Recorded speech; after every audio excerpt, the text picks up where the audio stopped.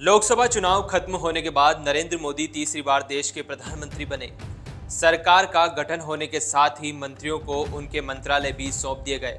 अब सभी की निगाहें इस बात पर टिकी है कि 18वीं लोकसभा का अध्यक्ष कौन होगा। इस प्रश्न का उत्तर 26 जून को मिल जाएगा। दरअसल 26 जून को लोकसभा अध्यक्ष का चुनाव होना है। राष्ट्रपति द्रौपदी मुर्मू ने इसे लेकर अधिसूचना भी जारी कर दी है। लोकसभा चुनाव के परिणाम आते ही अगले स्पीकर को लेकर तरह तरह की अटकलें शुरू हो गई। विपक्षी गठबंधन के नेताओं ने तेलुगु देशम पार्टी और जनता दल यूनाइटेड को भाजपा से स्पीकर का पद मांगने का सुझाव दे डाला। सियासी गलियारों में लोकसभा स्पीकर को लेकर तमाम नाम चर्चा में हैं। इसमें बीजेपी नेता डी पुरंदेश्वरी का नाम सबसे आगे है। पुरंदेश्वरी देवी पहले कांग्रेस में हुआ करती थी। जब कांग्रेस सरकार ने आंध्र प्रदेश के 2 टुकड़े कर 2 राज्य बनाने का फैसला लिया तो पुरंदेश्वरी नाराज हो गई। साल 2014 के लोकसभा चुनाव से पहले कांग्रेस का दामन छोड़कर बीजेपी में शामिल हो गई। बीजेपी पुरंदेश्वरी को स्पीकर बनाकर एक तीर से 2 निशाना साधने की तैयारी में है। 22 जनवरी 1959 को जन्मी डी पुरंदेश्वरी का पूरा नाम दुग्गुबती पुरंदेश्वरी है। वह आंध्र प्रदेश के पूर्व सीएम और दक्षिण के कद्दावर नेता रहे एनटी रामाराव की बेटी है। दिलचस्प बात यह है कि पुरंदेश्वरी देवी स्पीकर की कुर्सी पर दावा कर रहे टीडीपी के मुखिया एन चंद्रबाबू नायडू की साली है। उनकी बहन नारा भुवनेश्वरी से चंद्रबाबू नायडू की शादी हुई है। अगर बीजेपी स्पीकर की कुर्सी के लिए पुरंदेश्वरी का नाम आगे करती है तो इस बात की ज़्यादा संभावना है कि नायडू इसका विरोध नहीं करेंगे। और एक रोचक बात यह है कि जब चंद्रबाबू नायडू ने अपने ससुर एनटी रामाराव की सरकार का तख्ता पलट किया था तब पुरंदेश्वरी देवी ने नायडू का साथ दिया था।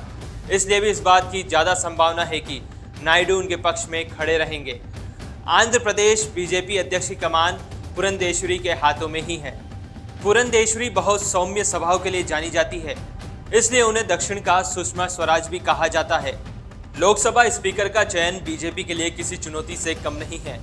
पिछली सरकार में कोटा से बीजेपी सांसद ओम बिरला ने स्पीकर की गद्दी संभाली थी, लेकिन मौजूदा सरकार में अभी इस गद्दी पर कौन काबिज होगा उनका चयन नहीं हो सका है। लोकसभा स्पीकर का पद अगर ओम बिरला को मिलता है तो बलराम जाखड़ के बाद ओम बिरला लगातार स्पीकर बनने वाले दूसरे नेता होंगे। भारतीय राजनीति में लगातार 2 बार स्पीकर बनने का खिताब कांग्रेस नेता बलराम जाखड़ के नाम दर्ज है। बलराम जाखड़ 1980 में पहली बार लोकसभा स्पीकर बने थे। इसके बाद 1984 में दोबारा से लोकसभा अध्यक्ष बने और 1989 तक रहे। लगातार 2 बार लोकसभा में पूर्ण अवधि के लिए सर्वसम्मति से अध्यक्ष चुने जाने का अनूठा सम्मान बलराम जाखड़ के नाम है।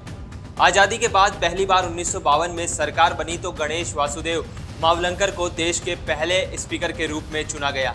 खैर, इन तमाम बातों के बीच विपक्ष ने स्पीकर पद को लेकर सनसनी मचा दी है। दरअसल 10 साल के लंबे अंतराल के बाद इस बार विपक्ष मजबूत स्थिति में है। ऐसे में 5 साल से जो डिप्टी स्पीकर का पद खाली पड़ा है, विपक्ष उसे लेने के लिए दबाव बना सकता है। वहीं विपक्ष की ओर से यह भी कहा गया कि अगर डिप्टी स्पीकर का पद उन्हें नहीं दिया जाता है तो वह स्पीकर पद के लिए भी उम्मीदवार खड़ा कर सकते हैं। विपक्ष इसके लिए तैयारी कर रहा है। इन सारी बातों के बीच बीजेपी ने इस पर मंथन शुरू कर दिया है। इसी के मद्देनजर रक्षा मंत्री राजनाथ सिंह के घर संसद सत्र को लेकर बड़ी बैठक हुई। बैठक में जेपी नड्डा, अश्विनी वैष्णव, किरण रिजिजू, लल्लन सिंह, चिराग पासवान आदि मौजूद थे। इस बैठक में लोकसभा स्पीकर और डिप्टी स्पीकर चुनाव को लेकर रणनीति पर चर्चा हुई।